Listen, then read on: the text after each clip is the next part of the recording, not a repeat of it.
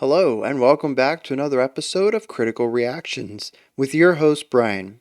We're going to finish up today with a special selection, which is where one of you tell me exactly what it is I need to check out.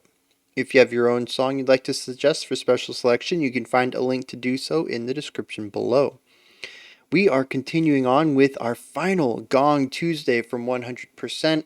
The last two Tuesdays, we have checked out two songs from David Allen's interesting future mythology that he laid out. We're now going to be checking out something after David Allen's passing in 2015. He did express his wish that the band continued on without him, and the current five-piece lineup has no members in common with the previous lineup we heard in our last two tracks. This one is called My Sawtooth Wake. So this is going to be interesting. This is Gong without Gong, in a sense, given that there's no similarities with the Gong that we listen to. Could this be considered a cover band that makes new material in the vein of the old Gong? I don't know. It's kind of an interesting thing. What is a band when none of the members are the same? Interesting. Let's hit into this. This is My Sawtooth Wake.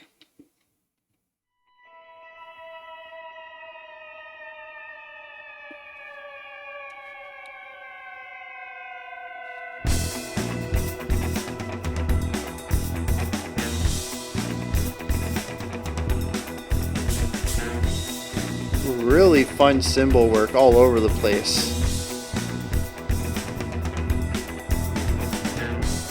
Interesting too that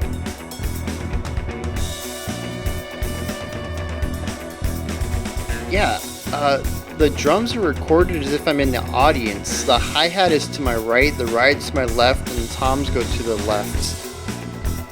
I never really had an opinion on this before, but I don't like it. Really funky bass. We have a nice soundscape in the background with the synths.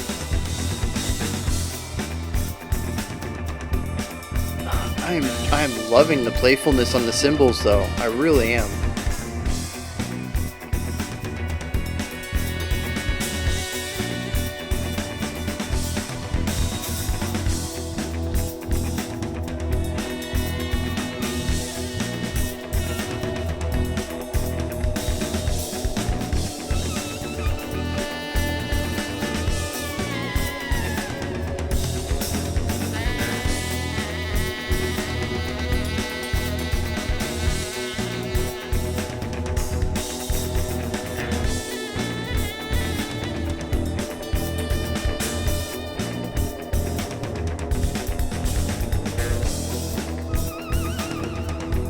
So some really funky syncopated ideas, some really nice odd accents in the drum work, as well as the bass, but it's all still in 4/4.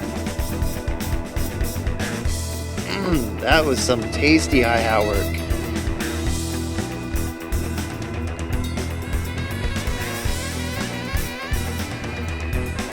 Using the saxophone almost like a synth, panning from one side to the other.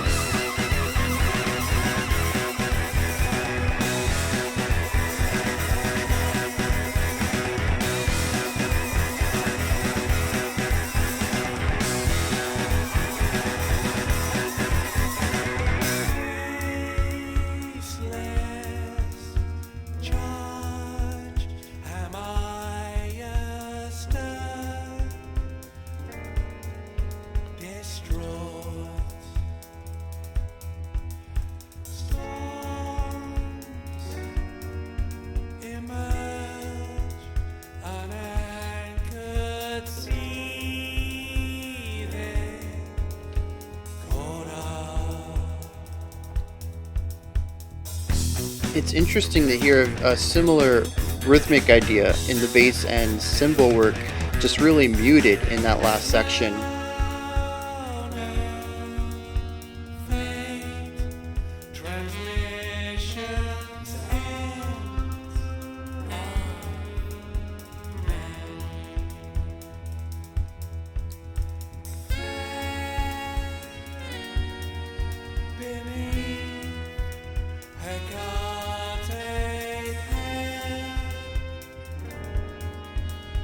very dreamlike.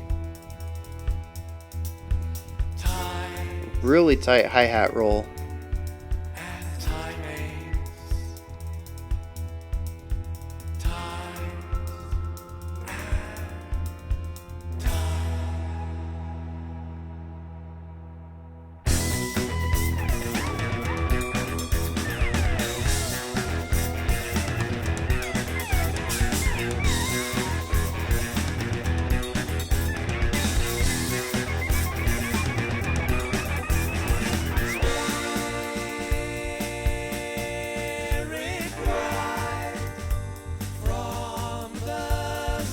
It's really difficult not to directly compare this.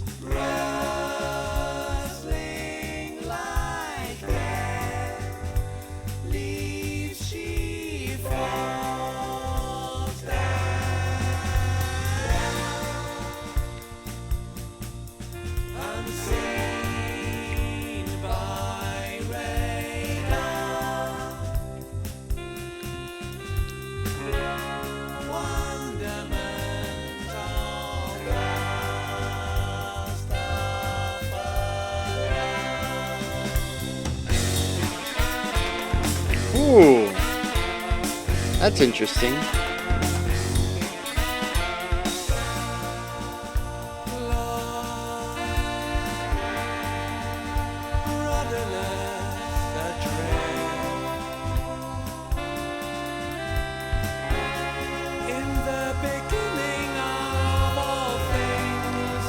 Trace falsetto hit.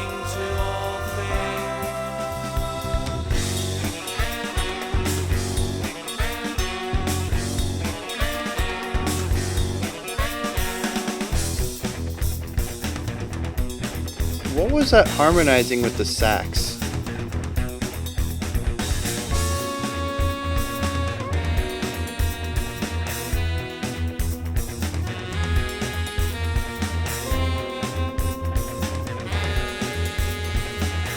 That's a trumpet, isn't it?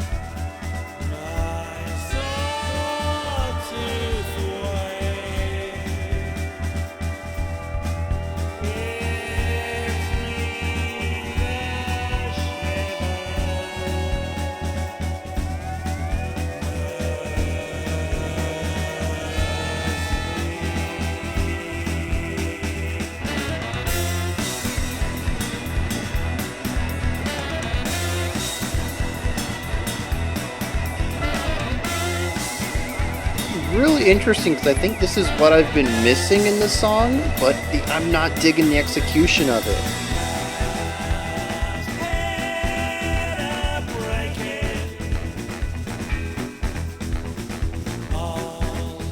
That's a bari sax. Do we have a bari sax and an alto sax? That's what's going on?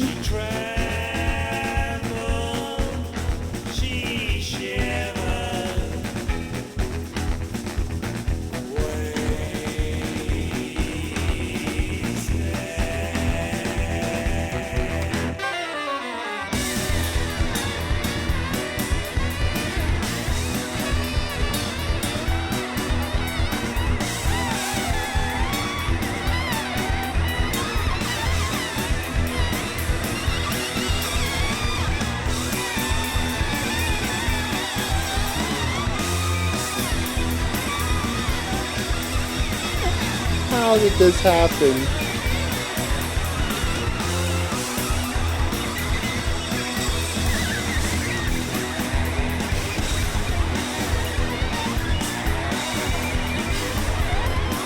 For those just got done watching the KO dot, do you hear any similarities here?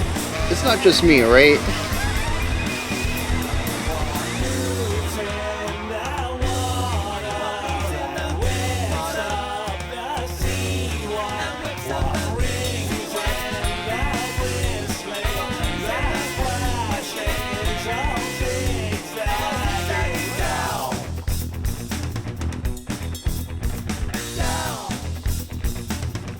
Really wide.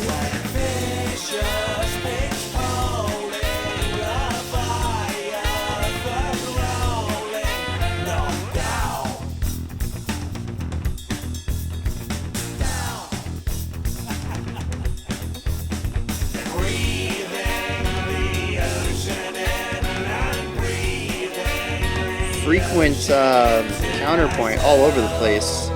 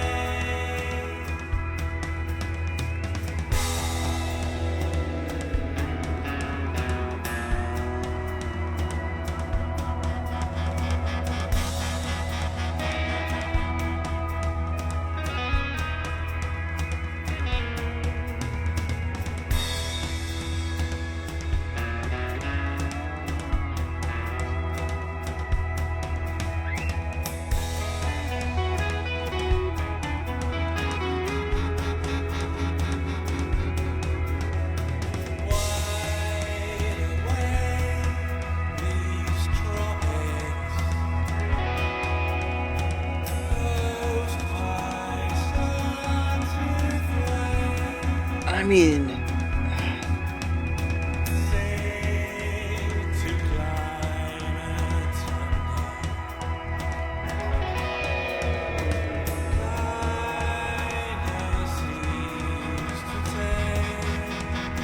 really interesting soundscapes, and we're returning to a lot of the ideas we started the song on.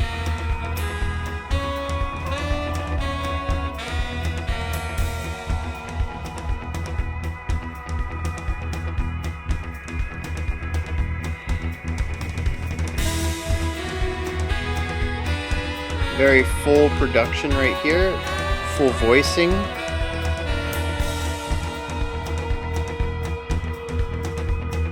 Actually, we have a lot of that contrast between a single drum and bass and then large productions, jumping back and forth between the two.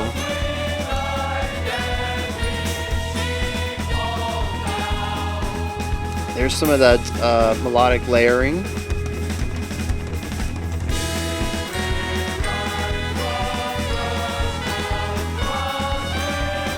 Glockenspiel.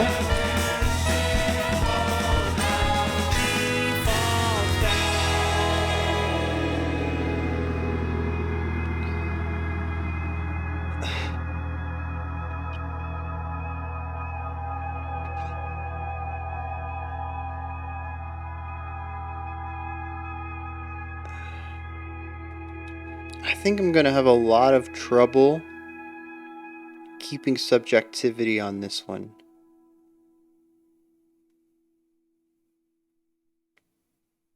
Because a lot of the things that I felt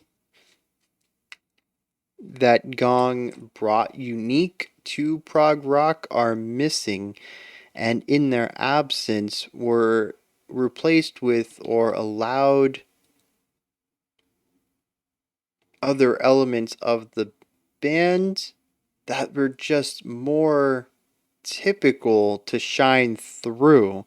And in that, I feel like a lot of the Gong identity is missing in here, and this could honestly be just about any other prog revival group. Now, I also say that knowing that I've only heard three Gong songs, it could be that the two David Allen ones I heard were not representative of what the band did, and that the similarities I found between them were isolated to just those two tracks. I'm also missing all of the development between this 2018 release. Is that what it was? Let's see what we got here. 2019 release and the 73. Yeah, both of the other albums we checked out came from 73. So, we're missing, geez, almost 50 years there.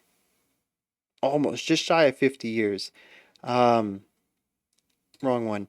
And I don't know if the band developed there. I don't know if they took a break. I don't know exactly how many albums are between here. There's obviously a massive gap in style, I would say.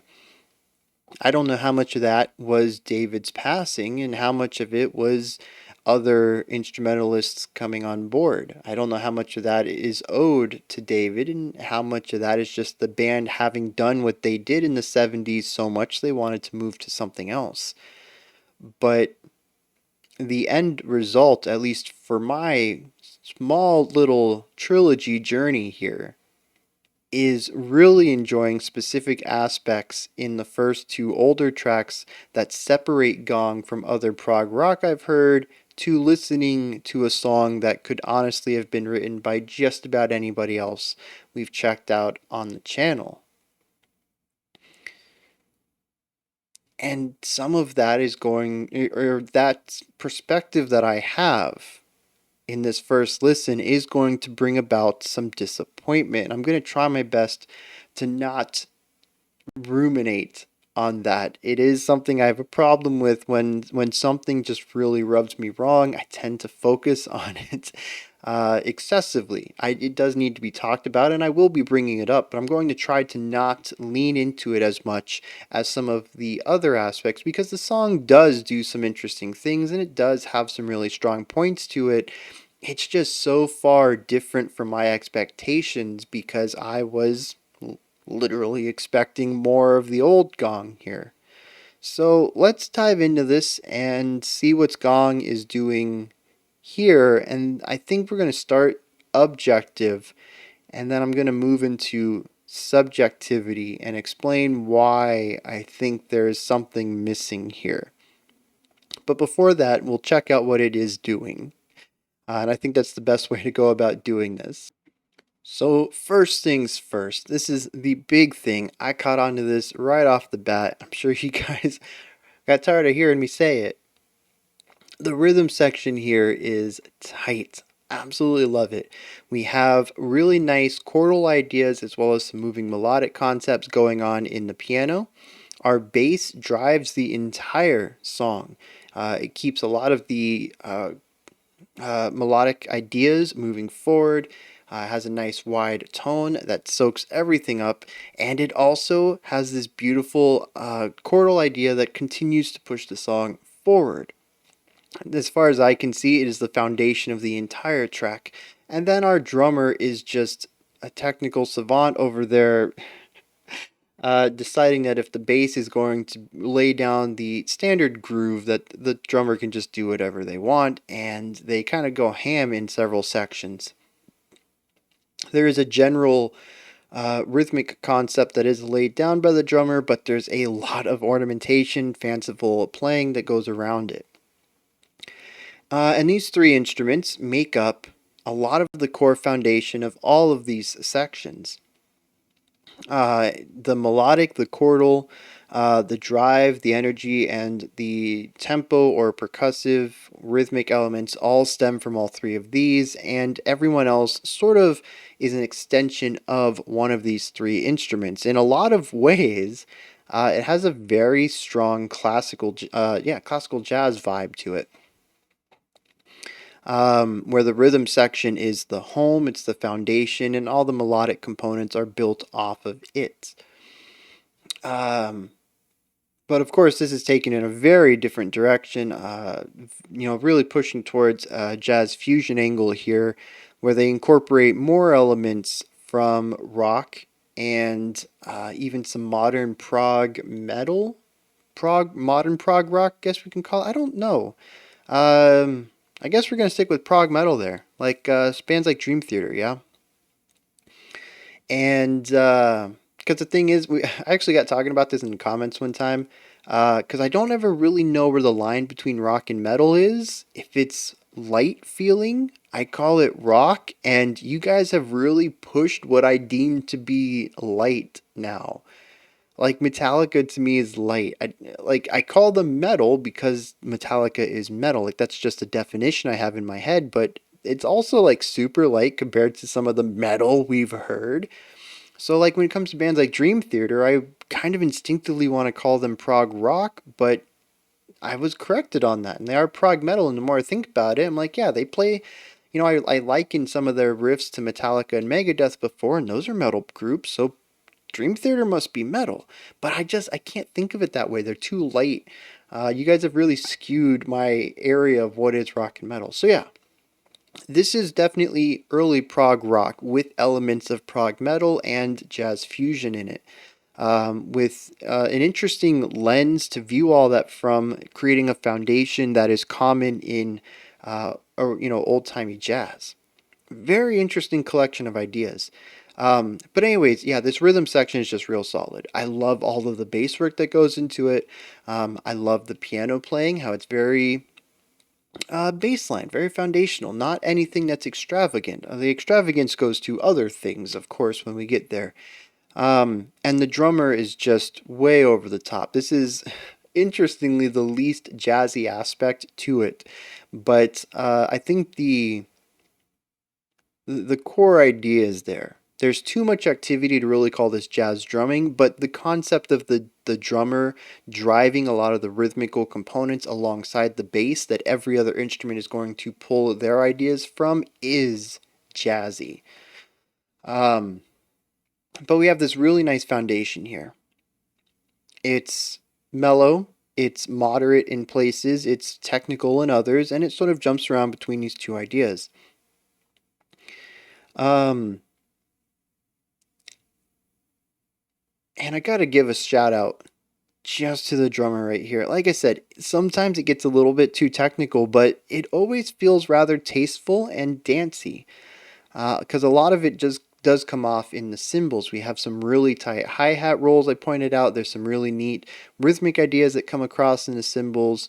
A lot of the polyrhythmic ideas are told through the cymbals against what the rest of the band is doing, which is typically associated with the bass kick and snare accents.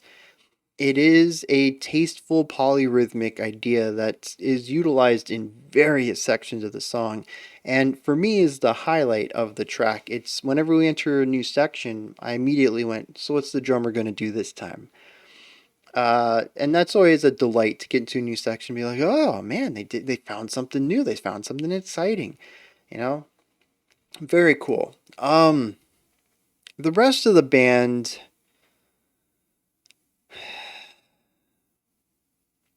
the rest of the band dances between interesting ideas and meandering ideas.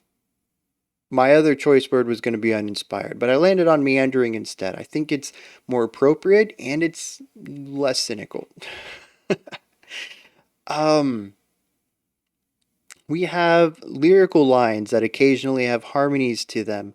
These vocal lines also sometimes have another instrument harmonizing with them as well, rather than a secondary vocalist. Um, and then we just have other instruments that just exist and do things. And these are typically the synthesizer and the saxophones. I'm pretty sure there's a bari and an alto. And I think I confused them both for an alto earlier in the track when the bari was working at the higher end of its range. But eventually the bari drifted down into its lower notes and is very clearly a baritone sax. And it was also playing alongside the alto. So I think that's what happened there. Originally I called a trumpet out, and I don't think there was a trumpet. It was buried a bit, so it was obscuring the timbre. But I do think that we were looking at two saxophones for this entire song. synthesizer. Occasionally, we had a guitar that came in a melody role. We also had guitars come in as just widening chordal stuff that kind of existed outside of the core foundation and just provided distortion and a minor chordal progression. But that was only utilized once or twice, and the other times the guitar really stood out to me was when it was playing lead. But these handful of instruments that play the lead lines, like I said, bounce between ideas that really work and ideas that just kind of exist. They just meander and exist and do their loop until we move to the next section, and fingers crossed they do something interesting there.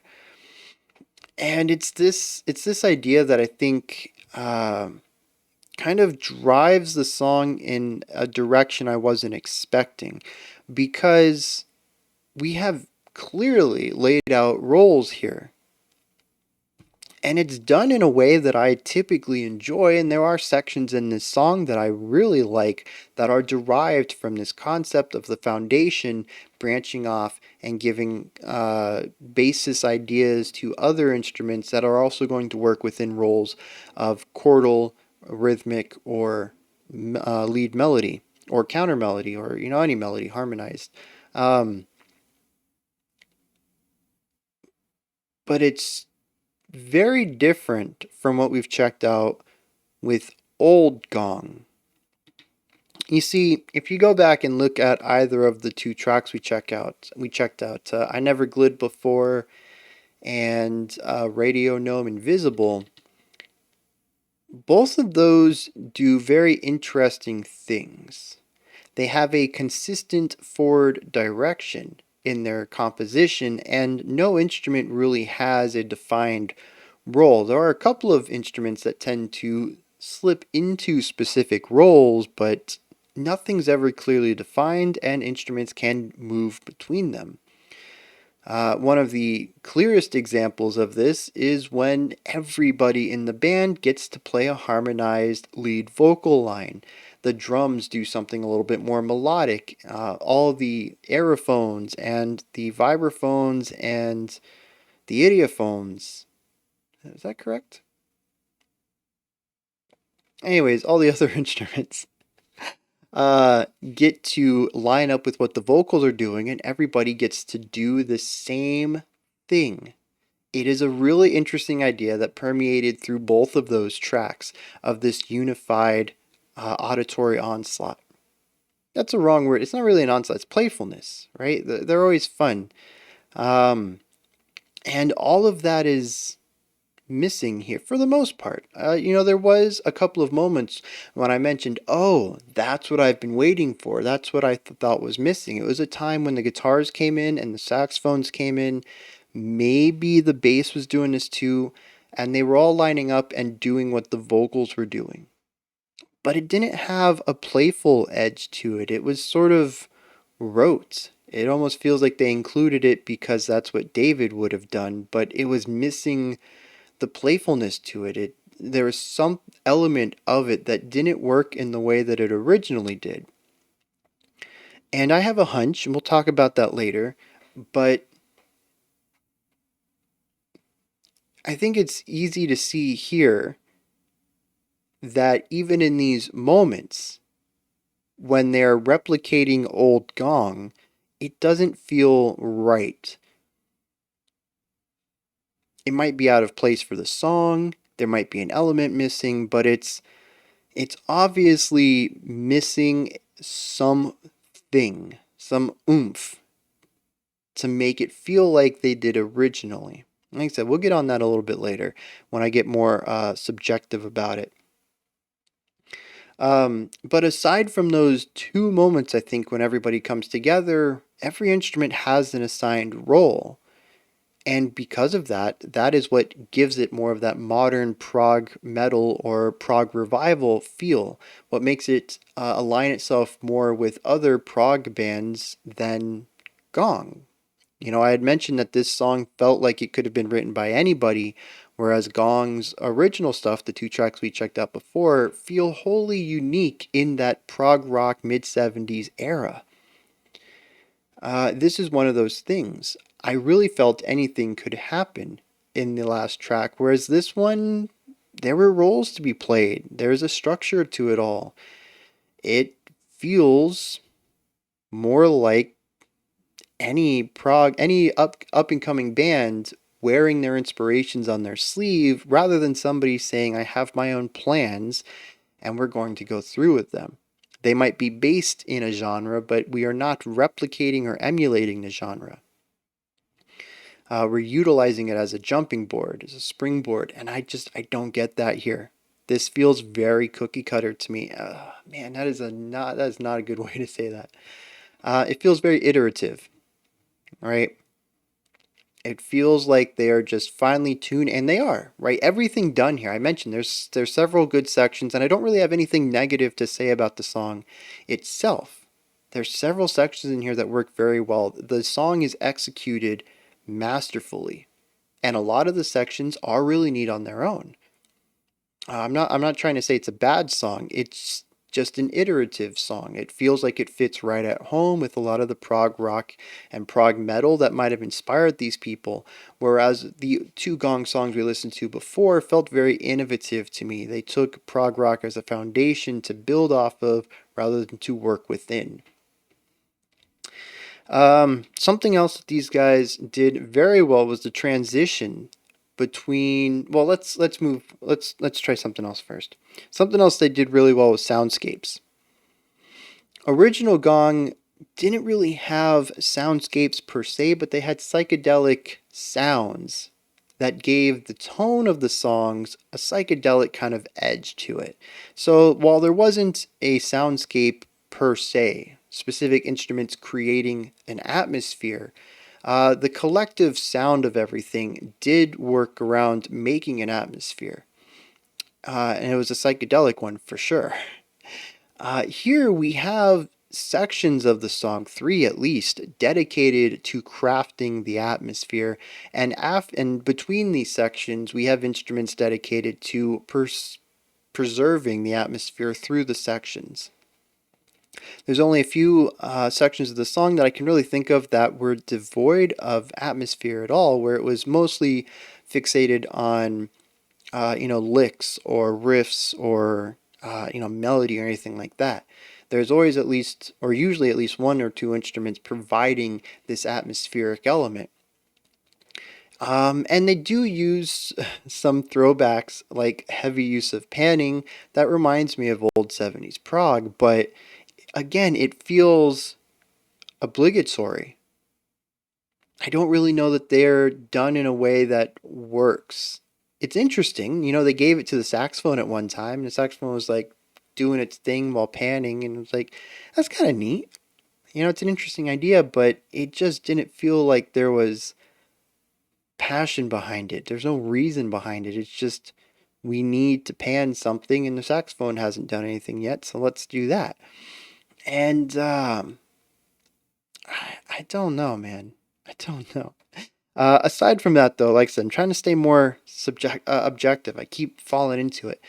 We have some really nice, especially when we look at our opening and outro sections, right? I talked about both of them kind of bookending the experience, and we have these really nice synthesizer ideas that deal with panning and volume changes, some dynamic work to fade us in and fade us out. Some panning ideas that help create the specific vibe, and it feels like it aims for something psychedelic adjacent while also evoking a little bit of a spacey kind of like space rock vibe, right? Kind of combining a lot of their influences yet again. Very innovative. I did enjoy this intro. I felt like it lasted a bit long, but I think it did a good job at bringing us into the mind of the song itself and where it was going to be taking us. This should have been my first wake up call that this was not old Gong, but it didn't.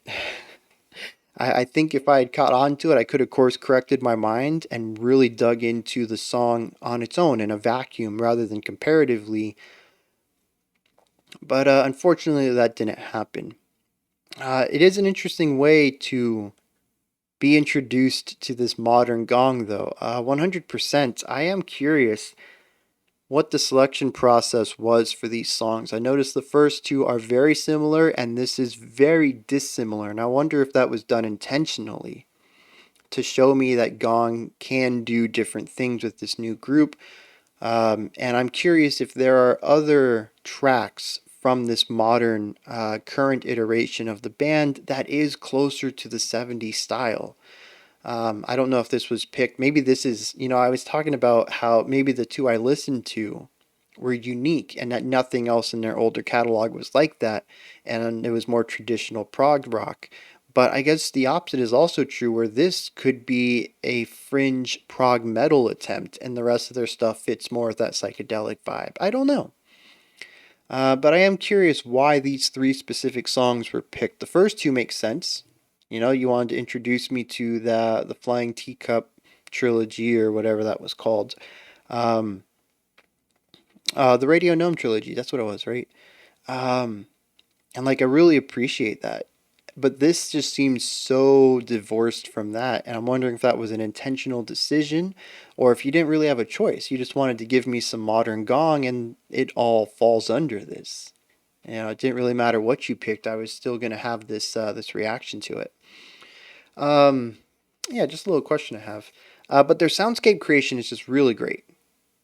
Very not what I expect from Gong, but still very well done. Like I said, this is an iterative band. They are doing what other bands have done, collaboratively bringing it all together into a cohesive bit that is executed at a high level. That is the point of an iterative band, is to take ideas we've already heard and just master the execution of them. It's a very important aspect to the growth of music. It helps us fully exhaust a specific style and also help to push it in new directions that an iterative band can take and really run with, right? Once we've actually figured out what a genre can do and fully explored it, then we can see where we can take it. Right? If we just developed a genre and it's like a week old, we don't know where we can take it. We don't even know what it can do yet, right? We have to fully explore it first. And that's where iterative bands come in. They come in and they fully explore and flesh out and master a genre. It's necessary to the cycle, the growth of music. Um, and it's just really interesting to hear a band kind of shift from creating their own style to iterating within an established one. Let's see. Yeah, so the soundscapes. What was the next thing I was going to talk about then? We were just about to talk. I was like, no, I need to talk about this other thing first. Why would I need to talk about soundscapes first? I don't know. Oh, transitions. Yes. So we transition from the soundscape style. And like I said, one instrument usually retains something of this element, usually the synth, because the piano does take over as more of the melodic keys element. I don't know if there's actually a piano and a synthesizer. It could just be one synthesizer, double tracked. I have no idea the setup of this group. But the synthesizer tends to be the textural, atmospheric instrument from this point on, and the other instruments perform over it. And what's interesting is that the transitions into these ideas are kind of masterful, I suppose is a word. They're very smoothly done. You don't really notice that we're not building the atmosphere anymore, that we're now playing above it. But something else is that we also transition from these very psychedelic sounds, which very much fixate on the slow burn of the atmosphere, into prog metal ideas, where we focus more on riffs, which I had already spoken was something that I've noticed in this track.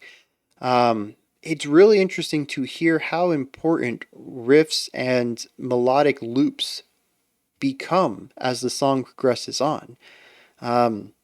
Even some of our slow burn sections shift into focus on cyclical melodic phrases rather than exploring a sound.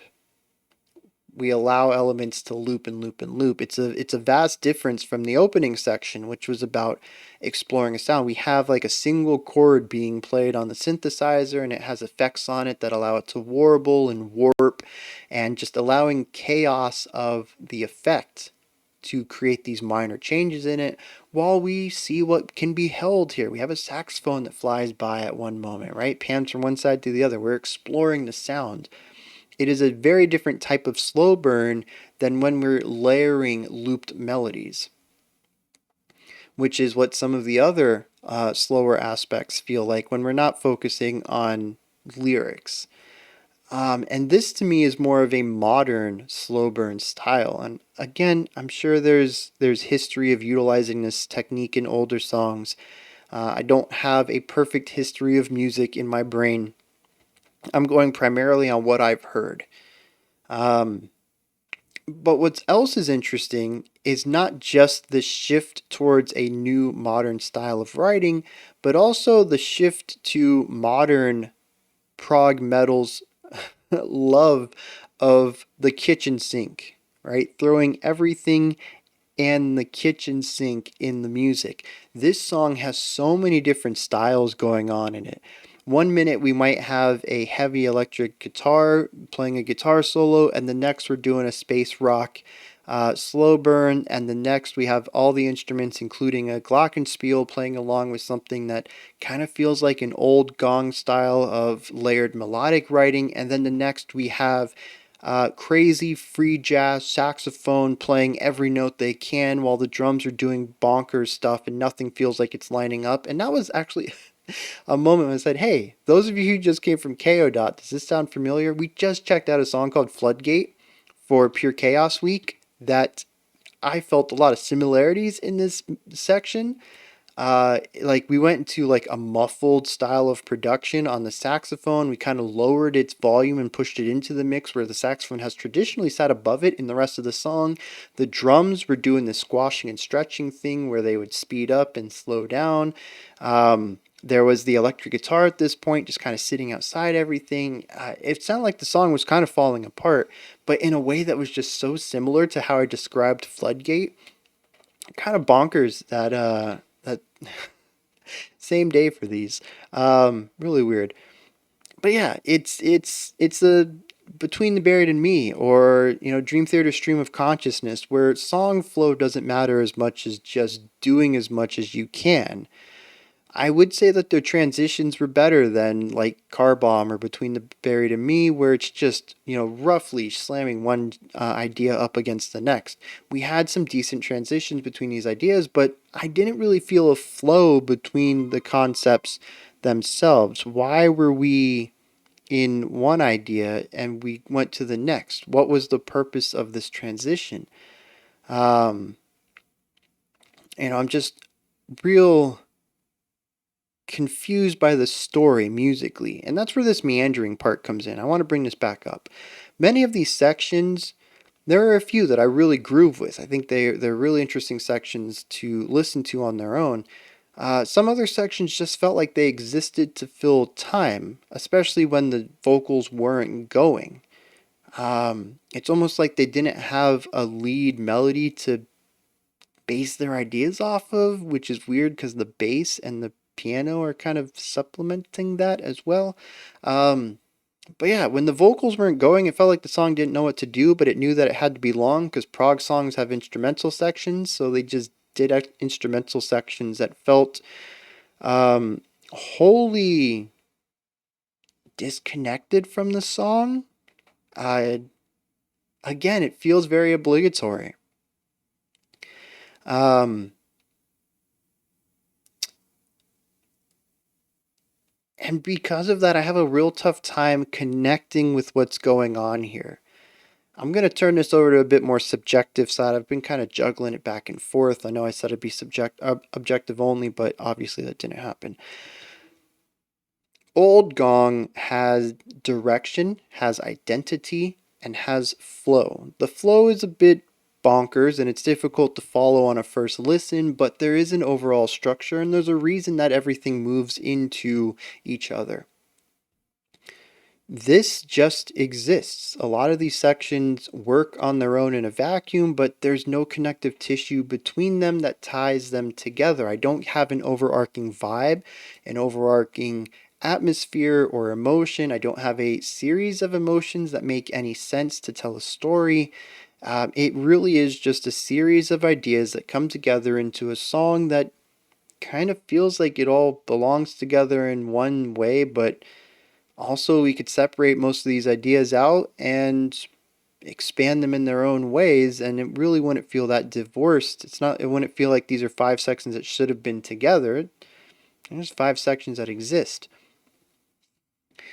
Um, and when you take away some of the psychedelic vibes and you take away the interesting crafting of melodic writing and you take away the melodic drumming for a, albeit interesting and technical rhythmic drumming style, you end up with a song that feels just like another Dream Theater track. And I mean, to some, that's going to be a compliment. I mean, I called Gong Dream Theater, and for a lot of people, you don't get much better than Dream Theater when you're looking at prog rock, prog metal stuff. 90s, 2000s prog. But for a band that I held in high praise for being unique, I don't feel like that's the best compliment. They're still doing what they do very well, but it doesn't feel like they're doing their own stuff anymore. And I do kind of feel like we've shifted to a cover band that's trying their best to replicate all of their influence now. It's not Gong anymore. At least not the Gong I knew. And I think this is going to tie me into my next idea in what I think is the biggest identity shift that this song has from the originals. And I'm not even in the lyrics yet, but the vocal work. David had a way with words. We talked about it in both of the tracks that we checked out, that there's a consistent element where the words are not as important, or the meanings are not as important as the words. They're not as important as the sounds, the syllables, the way that you say them. It's more important about how you're saying things than what you're actually saying. And in that way, the lyrics became an instrument unto themselves. The vocals were no longer beholden to how speech and words work. It created a unique element in the vocals that both avoided traditional English inflection while also allowing the words to focus on syllabic flow, and they sounded fun to listen to. And I think that is a huge differentiator when looking at Gong and other prog rock and metal, is that the vocals were an instrument no different than any other. We heard the vocals being utilized in ways I don't hear too often, and that idea could be transferred to the drums. There's a lot of melodic drumming in Old Gong. The saxophone was played in ways that are not traditionally normal for saxophone. I've talked about odd embouchure usage, creating interesting tones out of the saxophone. I talked about interesting production ideas that would lead to new sounds or timbres or whatever coming out of instruments that I sometimes didn't even know what instruments they were because of the production applied to them.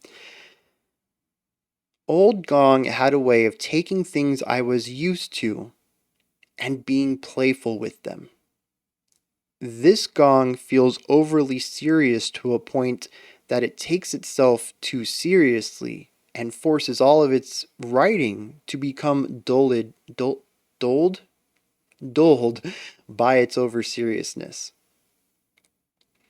And I think that's my big takeaway here, is that this is too serious. It feels like a bunch of people who used to color outside the lines and have been told, no, you can't anymore.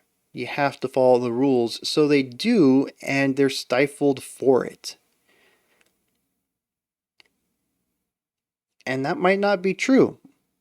As we know, this is a completely different group of people. We don't know if they're stifled or maybe they're just trapped within the realms of prog metal and prog rock because they don't have the compositional chops to do something innovative. Being an innovator is not an easy task. If it was, we would have new music styles popping up every day. It's usually, one or two bands, sometimes three when they act in parallel, have like five, 10, whatever, popping up with a new style though.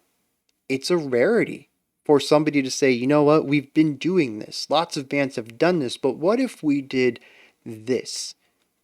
And it just takes off, right? That's a rarity. Sometimes bands will say, what if we do this? And it's just terrible, right? They're still innovators, but they're just not popular innovators. They've made a niche subgenre that maybe they're the only people who ever decided to work within. Um, so, to say that they are not innovating anymore, that this group is not as innovative, is not, like I said, it's not a shot at them. Innovators are a rarity in art, but it is a bit disappointing for me because of that, because I really saw this group as innovating and I was curious where they were going to take that innovation. And either it died with David, which is going to be very tragic, or anybody who would have been able to pull the band in interesting new directions left before we got to this point. Maybe there were some interesting changes or directions between 75 and 2019, but though whoever was in charge of those is no longer working with Gong anymore. But that is my big takeaway here, is that this is extremely well played, highly executed music that disappoints me because of the history of the band. And I want that to be not a bad thing. It's disappointing for me. And most people think of disappointment and say, oh, you hate it or you didn't like it. And no, that's not it. The song is good, but it's not what I was expecting. And that's what disappointment is, having an expectation and getting something less. So let's dive into the lyrics and see what they're going to bring us. All right, so faceless charge, am I a stern distraught? Storms emerge, unanchored, seething, caught up. Drowners' fate, transmissions, ends of men. Fair beneath, Hecate pale entry. Tides and timings, times and tide. Spirit bright from the stars, rustling like dead leaves, she falls down, unseen by radar, wonderment all cast off alone, lost, rudderless adrift in the beginning of all things, returning to all things. Yeah, I mean this lines up exactly with what I was talking about. I just quickly perusing through everything else, and I see more of this. Very, I don't want to use the word pretentious, heavy, large vocabulary, large words. We're talking about a big topic with a lot of metaphor to it. Um, and just so far divorced from David's style, at least the two songs that I checked out. There is an emphasis here on telling a story through strong metaphor, much like a lot of the prog rock we've checked out from the 70s, more so than the playfulness of language that David brought to the table. And neither way is better or worse. I want to continue to state that.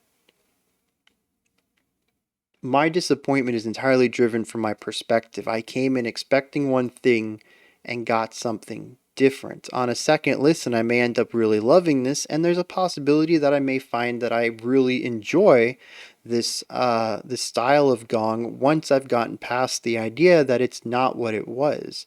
But like with anything, it's all about perspective. If I load up an album hoping for pop music, and I get met with death metal, I'm probably not going to be too happy. But if I put in a death metal album and I get death metal, I'm going to be happy. It's all about tempering expectations. And that's one of the things about checking out a band we've already checked out before, especially in this style, this reaction style, where I typically only have one or two songs under my belt to compared to. I'm going to end up comparing it to a very specific slice of a band. And it's something that has ruined a couple of first impressions for me. I think one of the big ones was Cult of Luna. My first introduction to them was with Julie Christmas doing the Wreck of SS Needle, I think is what it was called. And then I checked out a Cult of Luna track by themselves, and kind of similar, but also very different song styles and structures, and I ended up not really liking it. It took a couple more Cult of Luna tracks for me to really get what they were doing. And it's all about having expectations met. I want to reiterate again. I don't think this is a bad song in any right. I think it does a lot of what it does really well. It is a highly executed, iterative prog metal song with some prog rock leanings. I really did not get a good first impression with it. And it's because it's so different, very different from what I was expecting. Almost the opposite ends of prog. All right, let's get back to these lyrics because that was a bit of a tangent. So let's see. There's some questions about stuff.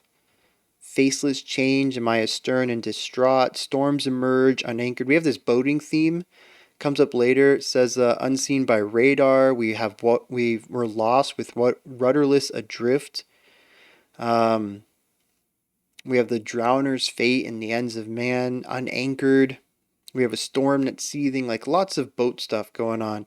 I feel a little bit out of my depth with all the terminology. I'm not quite sure exactly what's happening, but I kind of get the idea that we have a boat that the captain or steerer, driver can't control, and they're in the middle of a storm, and the storm has complete control over where it's taking them. They have no way out of it. Rains, hail and heavy, whirlpool and snare, windward they dragging darkest ocean fair.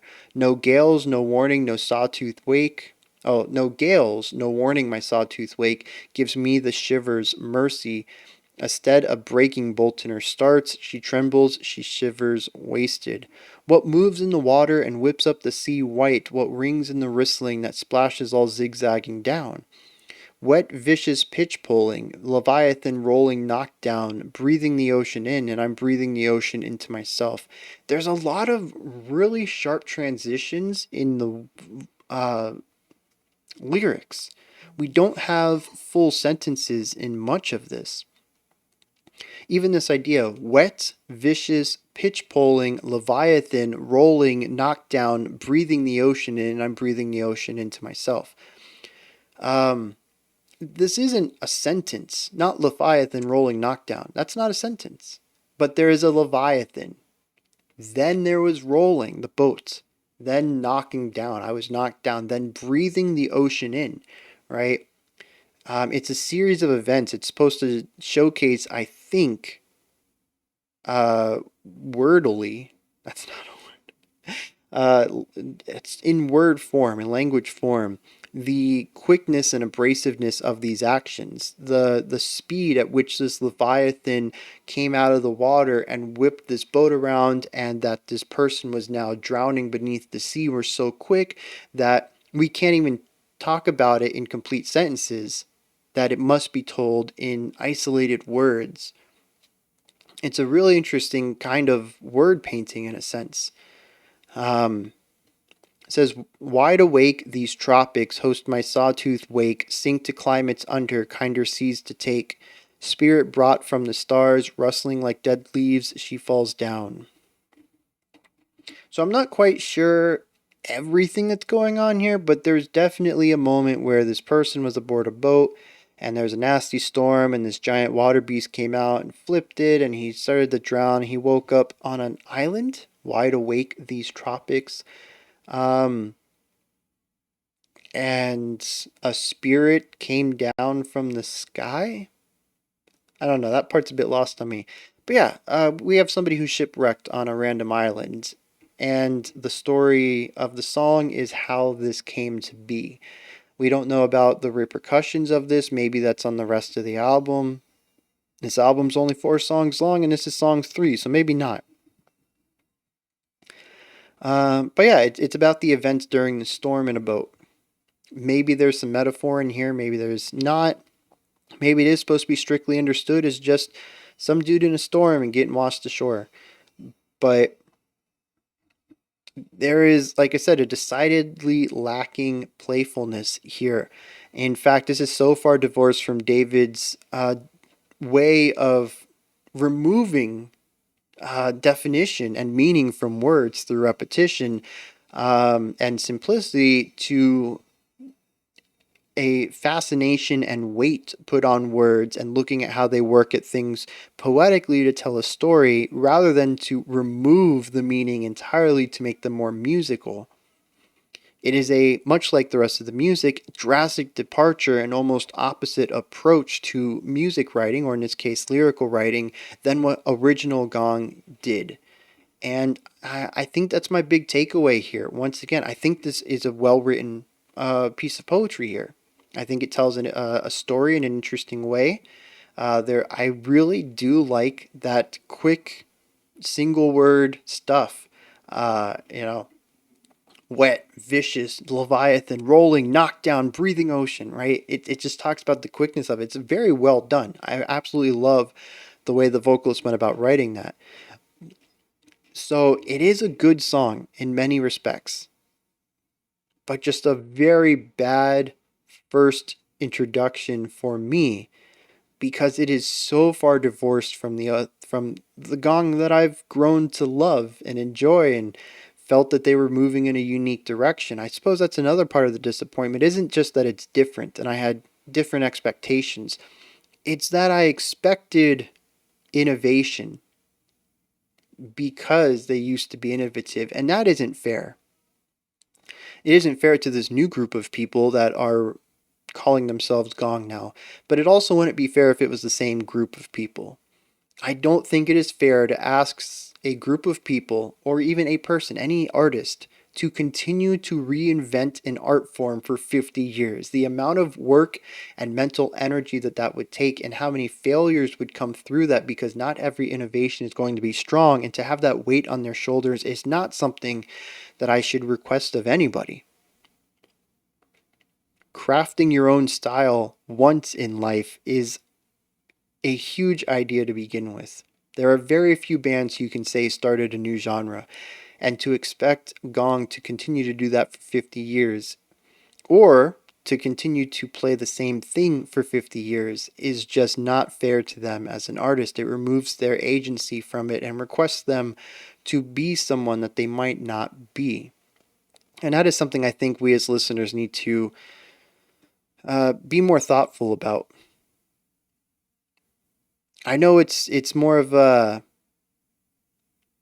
vocal aspect, sometimes a vocal majority, sometimes a vocal minority, but a group of people, maybe a different group of people. You'll hear when a band does something new, they're a sellout, but when they do something that they've continued to do, they're unoriginal. They need to try something new. I'm tired of hearing the same thing. You'll hear other people who are glad that the band is evolving, and you'll hear other people that wish that they would change up and do something different. You can't win.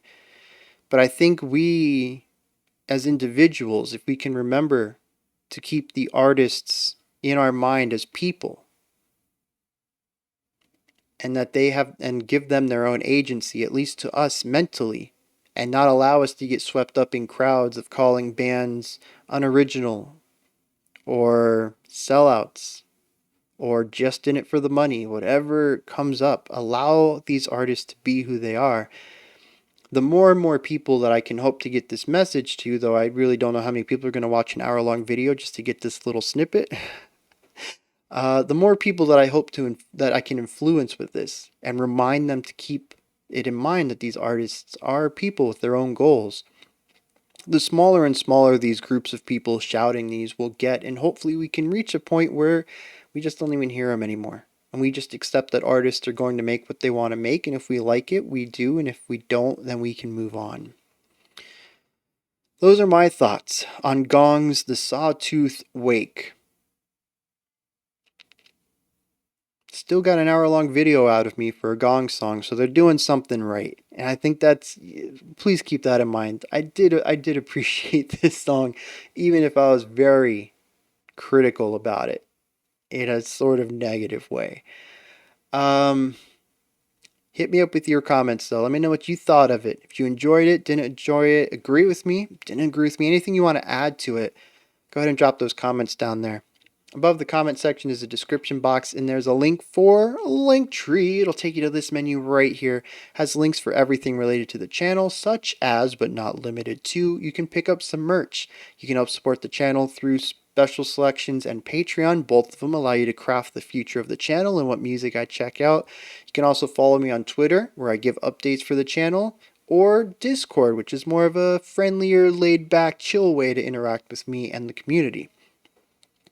Above that, if you could, like, subscribe, and ring the bell. Greatly appreciate all three of those.